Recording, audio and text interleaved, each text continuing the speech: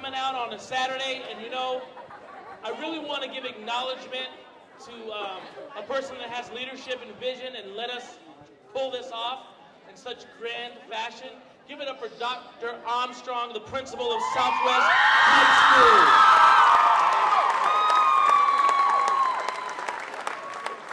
School. And I want to thank all the organizations and our special guests for being here today. I want to share with you just briefly a little bit about my story because I think some of you can relate to my life story. But I really want to tell you how I met Halise and why you're here. You see, the ribbon that you're wearing across your chest has power. What I want to encourage you to do on Monday is to wear that t-shirt to your school. Come on. Everybody say represent, represent, represent.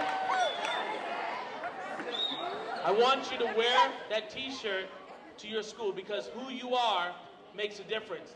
Just want to share a little briefly background about me. I'm the oldest of four. My dad was not in my life. My mother was a housekeeper. I was the first person in my family to go to college. My guidance counselor told me that I was not college material. But see, I knew inside myself that college was my only alternative out of a life of poverty.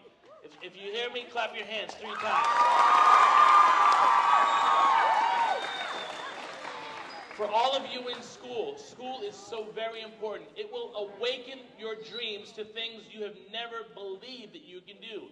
As a matter of fact, I got into Northeastern University and graduated in 1993 and was the student commencement speaker of my class and preceded former President Bill Clinton. Not bad for someone who was in a gang and who also spent his last year in high school homeless and on the street. So if I can do it, what can you do? Come on, give me a clap, give me a clap, give me a clap. Come on now. Okay, so I told you about being homeless, I told you about the gang, I told you about going and speaking in front of 14,000 people on national television in front of former President Bill Clinton. President Clinton was so impressed with me and my story and that I didn't give up.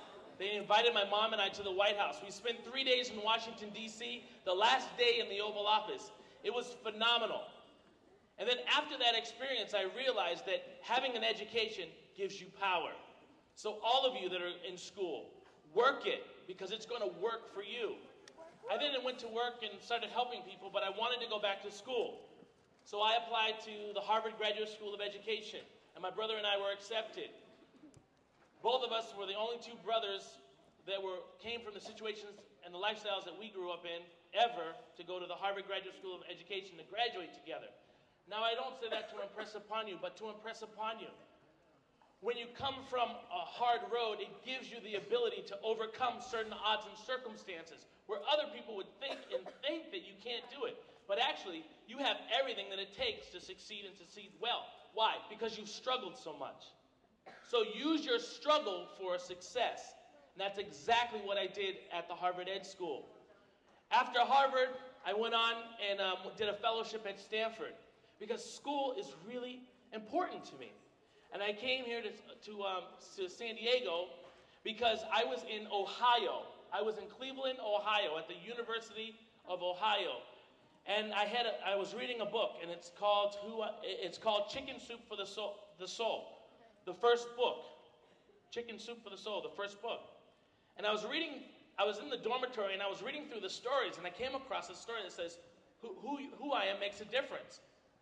And I read this story and when I got to the end of the story, I have to say, I was just beside myself. I thought, you know what? This is such a simple concept, but yet had such a profound impact on one individual.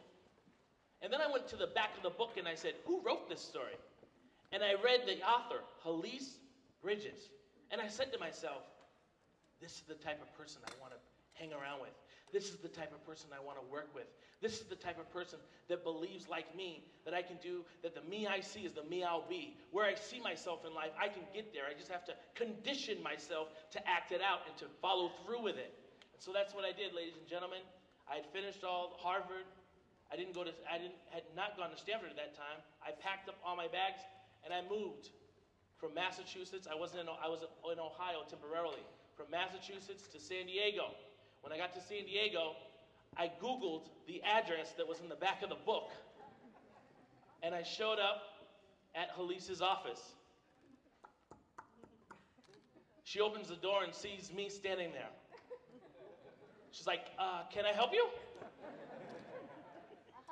And I have the book. I said, ma'am, you don't know me, but I read this story. And it says, who I am makes a difference. And I just want to know, are you the Halise Bridges that's in this book?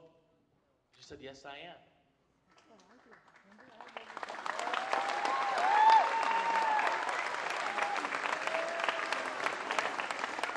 And I said to her, I said, ma'am, I know you don't know me, but, and I just went into my story.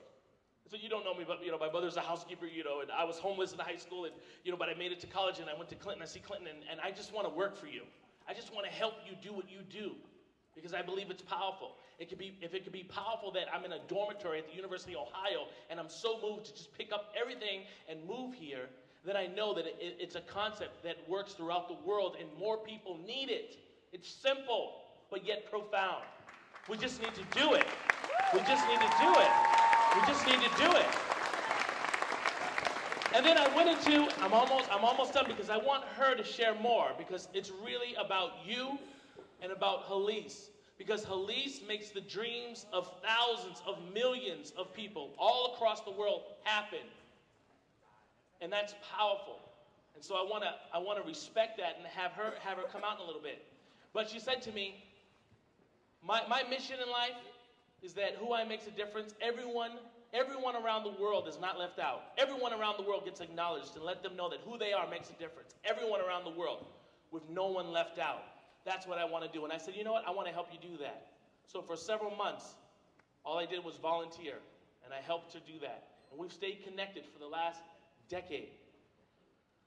And then we said that one day we're going to help each other. Well, now I have my own 501c3 nonprofit called Turning the Heart Center here in Chula Vista. And we serve thousands of young people. Some of you here have come to the center. But we're collaborating and we're doing work together. The other exciting news I have to share happened on Tuesday, but I was just appointed to the Chula Vista Elementary School Board, and I am their newest school board member. Come on, somebody. So,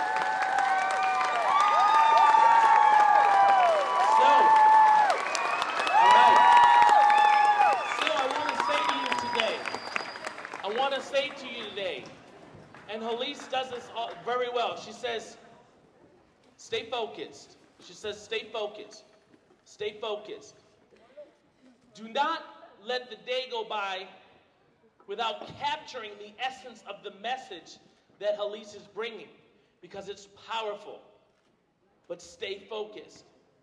And check this out. Just like Halise started doing this many years ago, now she wants to pass it on to you, because you're the voice of the next generation.